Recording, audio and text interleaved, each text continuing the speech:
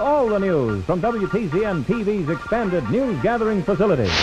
WTCN TV, Channel 11.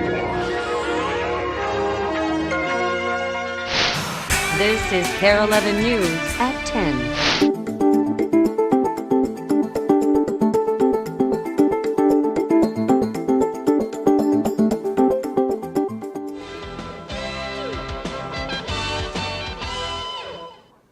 Good afternoon, everybody. I'm Rick Capcello. This is First Amendment. Every day between 4:30 and 5, we are going to bring you right into the heart of a television news operation.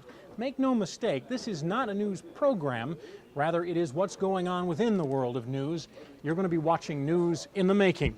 You'll be assigned every day to follow crews into the field as they cover their stories. You are going to watch them mold those stories and create them slowly through the afternoon. Then you can sit back and watch to see if it all comes together at 5 o'clock. Sometimes it gets pretty funny. Sometimes it's scary. Most of the time it is quite entertaining. You're going to come to know the anchors and reporters better. You're going to meet many of the people behind the scenes here, and you might witness a few fights among the folks. Our hope is that nobody swears, but that kind of thing can happen. One thing you're almost certain to witness is the outrageousness of a world where people make their living every day convincing other people to talk to them right now. That's what it's been like most of this day, is trials and errors. This is the board behind me where the stories of the day are outlined. Today, those stories have been changed over and over again. It's been intense pressure for reporters in the field to perform. It started early today with the 8:15 meeting. You saw that in the first part of our program.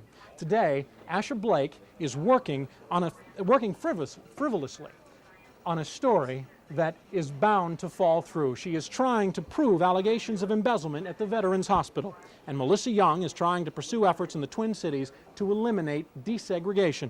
It's not always a pretty process, but this is how it works. So, where's the baby right now? Rats. Okay, nothing new there. Hi, just wondering if Linda has come back to her office yet. Okay, is he available? Is Mr. Mills available, please? Is he still working there at the Veterans Home? What can you talk about? So did he embezzle money at all? Did he take antique items? You said he might be available in about 15 minutes, but there apparently is something going on because the Veterans Home administrator wouldn't talk about it. Can't talk about it, can't talk about it, can't talk about it. Scam patrol? Yeah, I think the embezzlement might turn out to be an interesting story at this point in time. And some allegations of embezzlement over there. Who would be the agency that might be handling that? Good. Listen, just wondering if you can help me out. Great. Thank you very much, Marcia. I appreciate you letting me take over your office. Relating to the State Board of Education's discussions about changing integration policies. I'll take what I can get. Okay, bye. Well, she wants to talk to this other person, and the other person's unavailable, and da-da-da-da-da-da-da. So, we're back to square one. Yeah, Frank, hi, it's Melissa. Is Brenda around? Okay, may have been a calculation error, and we're dealing with $61 here. Oh, man. So we're talking what, maybe end of spring, maybe the end of the school year before, maybe they... Then let's do this. I'll see what else we've got for a lead. All right. We have both sides not wanting to talk about it. One side doesn't even know about it. So, Todd, how do you feel? Go back to bed. The problem is that I need 2 packages today. We always have Shell Lake. What time is it? I know that this is happening. We know that the guy's going to show up in court, and everything else today is sort of been falling apart. So, Man, I would say Shell Lake. Do we want the fly to the 5 o'clock also? What Mel's pitching to me hard is she really wants to do the crossover vote with Sikorsky and Jude. And she says if we do it, I've got to be there at noon. And she thinks that that's a good story. It is a good She said story. we've got, the number one issue top is of abortion. mind today. We're thinking abortion, we're thinking top of mind. The reason why the Republicans are cross IR. Yeah, we can make that happen. we can make anything happen, Todd. Well, we can't make the VA happen, that's for sure. That's true. And let's go on yours, too. I think so. I mean, at this point, a motion continue. That's 2 crews, 2 people each, spending most of the morning hammering away at stories that just will not happen. So by about noon, a good 2 to 3 hours into their day, they are shifting gears dramatically.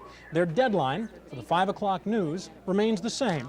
Asha leaves for Wisconsin. She's got 2 hours on the road before she can even begin her story.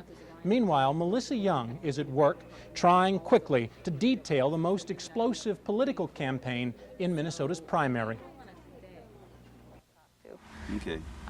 So I really am sorry to have to hand all this off to you. Yeah. My heart bleeds, Ken. Right, yeah, okay. So that's the direction I was heading. Really, if you can find a parent and shoot some school buses and talk to a concerned parent, I think you've got it. Yeah. So Okay. I am sorry to be passing the buck. This is more than I had going, so I appreciate your having done some of my work for me. I assumed she was here for me. Hey, thanks. Plymouth. We could certainly do it before 1:30. We're actually heading to a polling place now. Where are you? You're in Bloomington. Ugh. I'll tell you what. I'll check with their schedule and I'll call you back. What time are you leaving for the airport?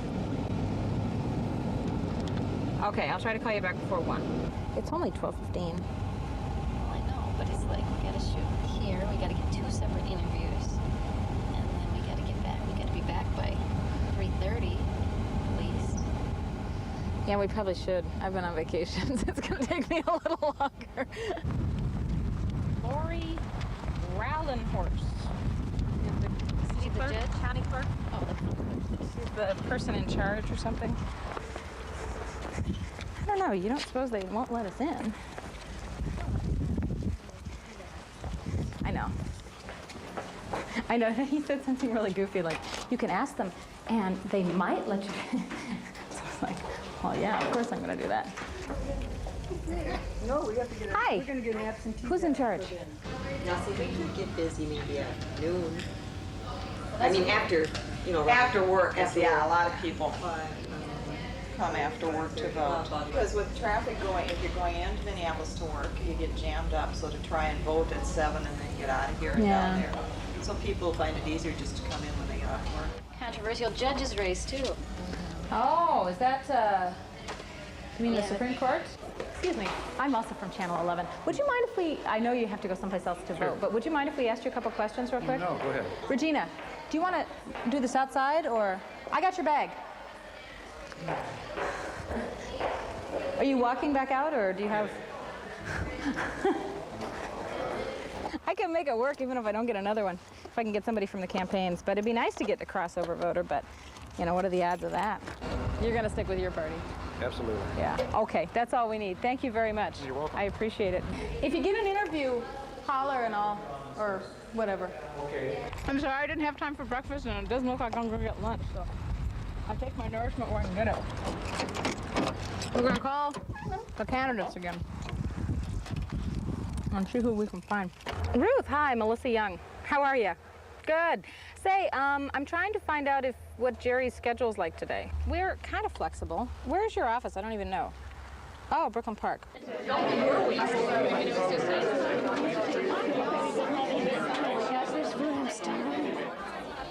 I assume someone will be over with Tad. I don't know, how are you guys doing? Pretty much, I'm at Sikorsky and Gary's at Jude, and Brinkley's floating just in case the Sable $1 stall race turns. His office? I'll tell you what, let's go to Ridgeway and see how we're doing on time. Yeah, that's what I'm worried about. Cover our butts. Cover our butts. Shoot the stand-up. Okay. If there's nobody in there. And you could vote. And I could vote. Matter of fact, I'll just go ahead and vote while I'm checking it out. And we have to check on Jude's office. We don't have a whole lot of time. We better get going. Okay. And then we'll be done. And then we'll be done. Okay. Here we go to save the day.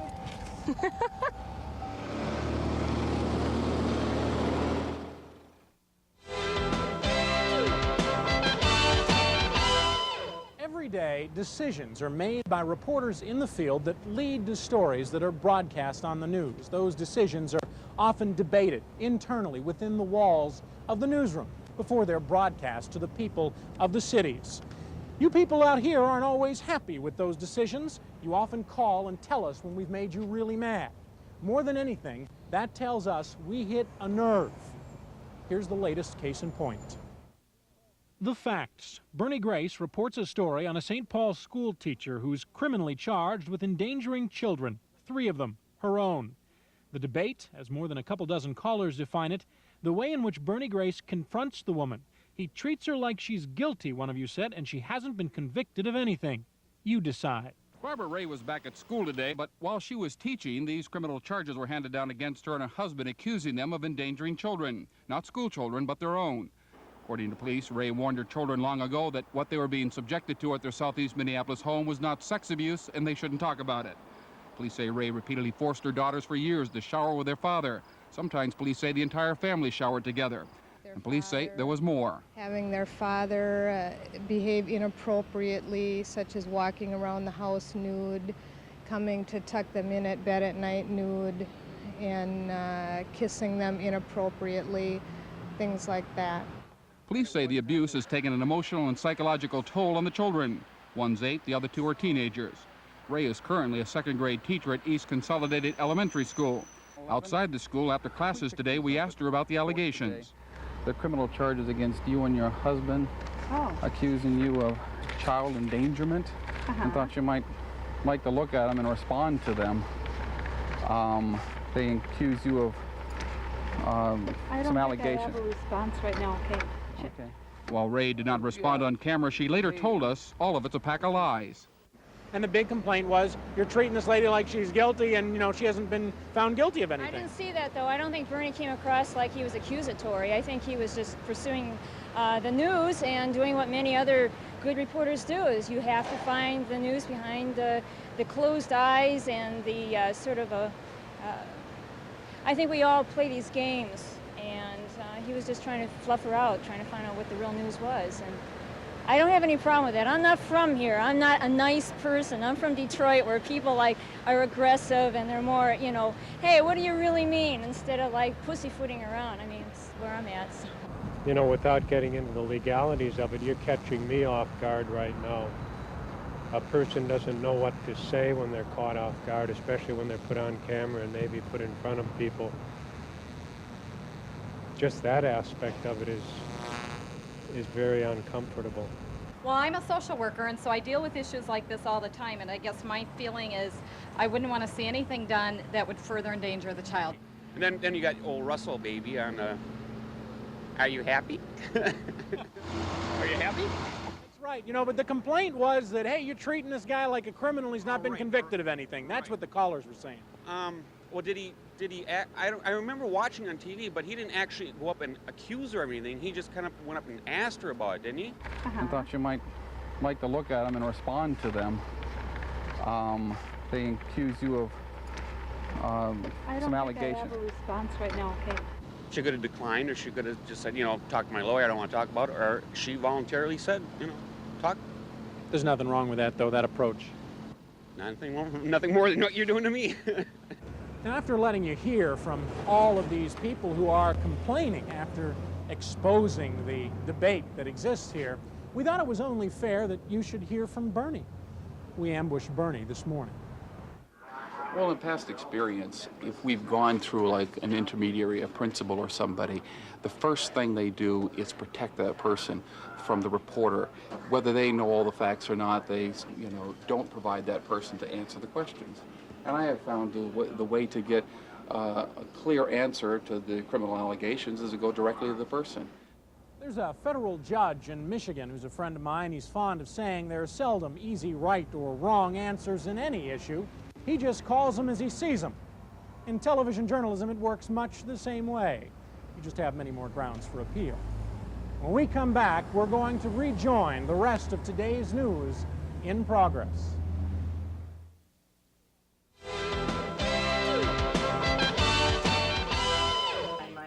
Now, Melissa Young's story on those political primaries, well, I was going to say it's coming together well, but she couldn't get going with that, putting her own voice on the story until almost a half hour ago. So they're falling behind right now in their editing, and it's somewhat questionable as to whether they're going to make their time at 5 o'clock, but currently she is slated to lead the 5 o'clock news. Meanwhile, Asha Blake's day is beginning to come under control. Remember, they both dumped stories they were working on at noon today. That's never any fun, but Asha's news story then took her 2 hours into Wisconsin. That can make for some real headache. She's not even going to start serious work on her story until half the day is through. from her perspective, the good news is that it's all going to be over at 6 o'clock, but the bad news is what she goes through in the meantime. Right now, let's take a look at what Asha Blake has been going through the last few hours. Where are we going now? Go to Shell Lake. Shell Lake? Yep. How long a drive is that? 2 hours. Okay, hope we can make it. 17? 17 right here.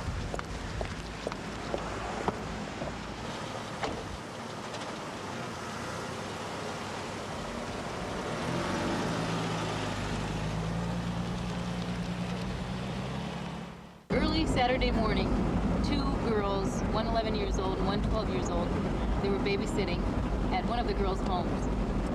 This 23-year-old guy from Shell Lake named Orrin Daniels, who was a family friend, came into the house apparently, according to the girls, with a rifle, ordered them to take a ride with him. According to the girls, he told them to take their clothes off.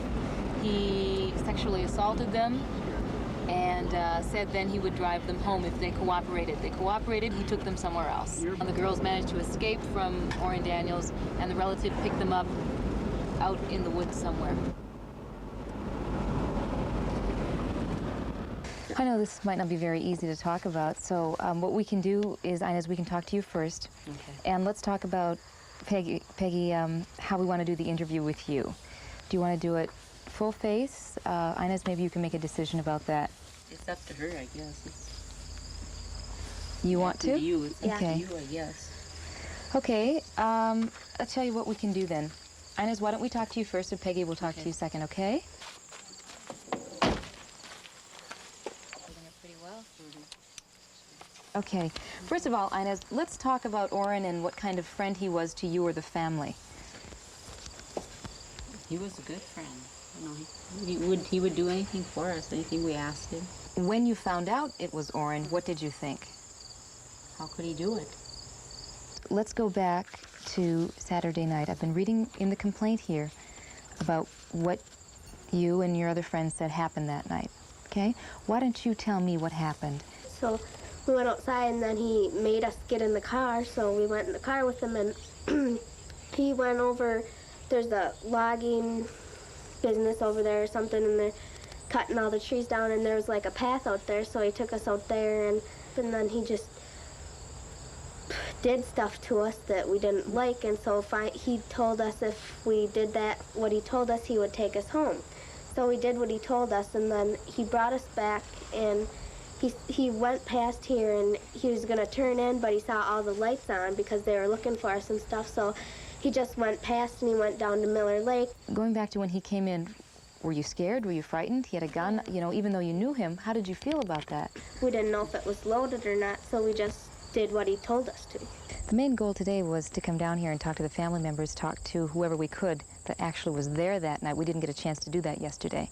And to find out, in their words, what happened. If we didn't do what he told us, he might have, like, shot us or something, and if we tried to get away, he would have, I don't know, just... Well, I appreciate you talking with us today. I really do. I know it wasn't easy to talk about, because there are a lot of things that aren't easy to talk about. Okay, let's see. We're going to go to the courthouse right now at 3:30. Orrin Daniels makes his court appearance, and this is Wisconsin. We can have the camera in the court if the judge approves. So we'll hopefully get some pictures of him going to court at that time, and see if I can get maybe a soundbite with the district attorney. Will that make your story complete then? Yeah, it has to be complete because I have to start writing it to get it on the air in time. That's what we came to get, and if we get all of those elements, then I'll be happy.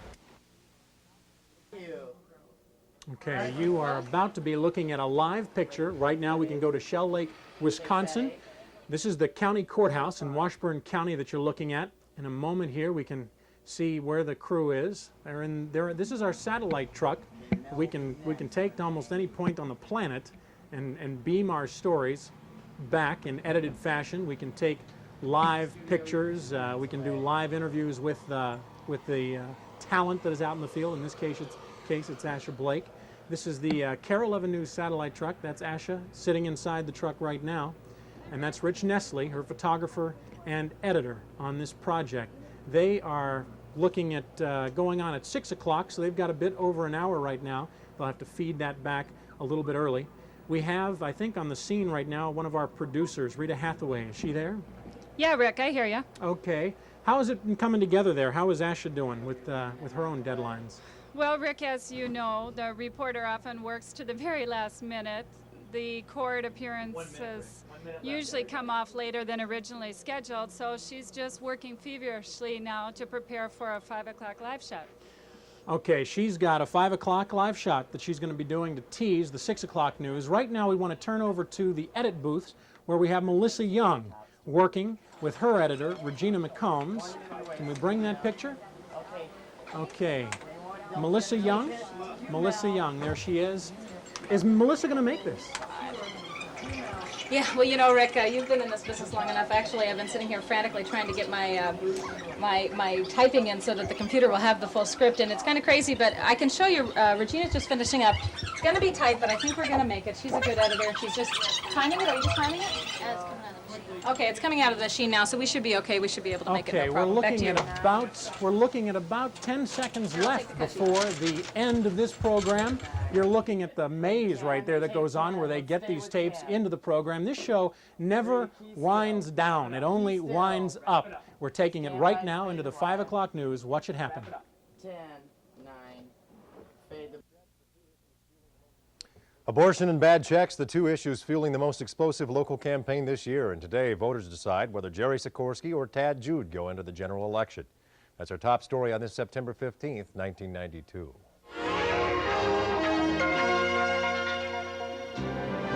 From your 24-hour news station, this is Paul Majors.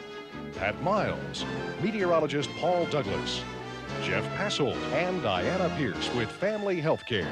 And this is KARE 11 News at 5. Good evening. An estimated 344,000 Minnesotans will vote in today's primary election. The heaviest turnout is expected in the state's 6th congressional district. That's where incumbent Jerry Sikorsky is battling to keep his job. Early this morning, Sikorsky cast his vote in Stillwater. The 5-term congressman is fighting to beat Tad Jude in the DFL primary. Well, the equation is pretty simple. If people are concerned about the environment, who are concerned about women's rights, turn out, then women win, the environment wins, and Jerry Sikorsky wins too. In the meantime, Tad Jude voted early today as well. Jude is currently a Hennepin County commissioner. He is pro-life and has hammered on Sikorsky's bad checks. I hope people send a wake-up call to Congress that there's a need for congressional reform, a need for term limits, a need to put limits on franking or free mail for members of Congress. And this is the opportunity people have to send that message. The race in the 6th district is unique in more ways than one. As KARE 11's Melissa Young reports, an unusual crossover vote could be the deciding factor in this tight race. Crossover. At Sikorsky headquarters, volunteers did what they could to get out the vote. His staff admits there are a lot of variables in this primary campaign, including the other party. Crossover vote is sort of the silent surge that you just can't tell. And I've been in DFL politics for 10 years, and it's just, you've never been able to gauge it. And I think that's what the real question is going to be here tonight. An ad in yesterday's newspaper openly called for Republicans to cross over in this primary and vote for Jude. Many believe the crossover vote could make the difference in this tight election. If it happens, Tad Jude could get the windfall. That's what happened with Josina Hammerstrom. Just for today, I voted the Democratic Party, but for one reason only. Why? So I don't have to vote for Sikorsky. I wanted to vote for Tad. I've heard people, make statements that they might try to cross over, and I think I've tried to discourage them and say, vote for the man whom you think will do the best job, not because you want to shoot somebody in the foot or take them out of the race. There's a big movement right now to throw the bums out, and I think just because he's been in office for a while is no reason to get rid of him. I think he's done a very good job. Despite predictions for a light turnout, some parts of the 6th district were busy because of interest in the congressional race. What that means for the outcome is still open for debate. Both Jude and Sikorsky have to turn out their base, and beyond that, normal rule of thumb, if it's a low turnout, it's pro-life, it's middle, it could be either way, and if it's high, probably depending if there's a Republican crossover. That's something both sides will be keeping a close eye on tonight. Melissa Young, KARE 11 News. And we're told across the state, voter turnout has been light. But as Melissa just reported, it is much heavier in the 6th District. KARE 11's Dennis Stauffer is at a polling place in the 6th. He joins us now with more on the number of voters there. Dennis? Paul and Pat, I'm at the Lord of Life Lutheran Church in Maple Grove, and we're just starting to see a steadier stream of people come in for the evening rush, but they didn't need that to meet the projections. They say they had about 10% of their registered voters through the doors here by mid-afternoon, and that is much higher than has been predicted across the state. Statewide, probably a little better than 10%, consistent with the prediction is what we're seeing. The Tad, Jude, Jerry Sikorsky race is obviously generating a little extra interest here, but this is also an area that has a lot of voters that take the responsibility to come here. Paul, Pat? All right. I think that race, Dennis, has created a lot of interest statewide. It certainly has. Very unusual campaign. Yeah, and these are the people that will decide it. Yeah, exactly. Well, thank you very much. Well, if you haven't voted yet, you still have time. The polls are open until 8 o'clock tonight. If you need to know where to vote, you can call the Connection at 922-9000. Operators will tell you where you can cast your vote in your district.